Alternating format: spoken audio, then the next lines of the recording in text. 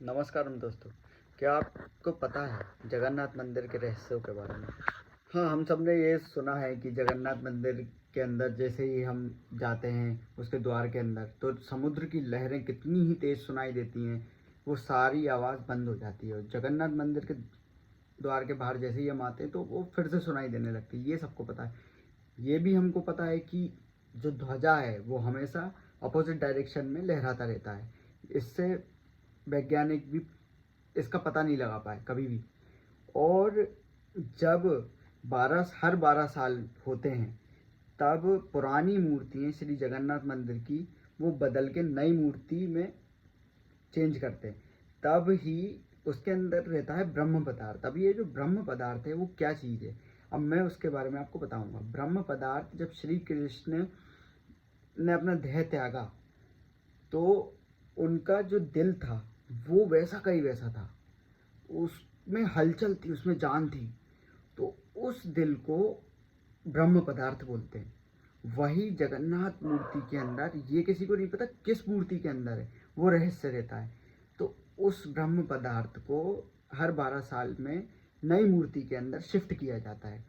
तो उसको जब शिफ्ट करते हैं तो उसके पीछे की जो प्रोसेस है वो जान के आप हैरान हो जाओगे। वो मैं बताता हूँ। क्या होता है, जब भी हर 12 साल में जब वो चेंज करने का टाइम आता है तब पूरे शहर की लाइट बंद कर दी जाती है, मतलब ब्लैकआउट कर देते हैं, पूरी लाइट काट देते हैं। फिर उसके बाद पंडित जी जो होते हैं वहाँ के, तो उनके आंखों पे काली पट्टी बांध दी जाती है ताकि उनको सामने का दिख ना सके। मतलब अंधेरे में तो वैसे ही किसी को नहीं दिखता, लेकिन फिर भी कोई गुंजाइश ही ना हो, किसी को दिख ही ना सके। तो उस टाइम पर उनसे जब पूछा गया, जब आपने बदला तो ब्रह्म पदार्थ क्या है, तो उन्होंने ये बताया कि ब्रह्म पदार्थ जैसे कि किसी चीज़ में हलचल है, किसी चीज़ में जान है। तो जब उन्होंने उसको बदलते हैं तब वो ऐसे डायरेक्ट ऐसे हाथों से नहीं बदलते, उसमें मतलब ग्लव्स पहन के ही छूते हैं कि भाई ब्रह्म पदार्थ है, तो उसको ग्लव्स पहन के ही बदलते हैं। तब वो पुरानी मूर्ति से जब वो निकालते हैं तो उनका ये बताना है कि वो जो ब्रह्म पदार्थ है वो ऐसा है जैसे कुछ चीज़ उछल रही हो, उछलने की कोशिश कर रही हो।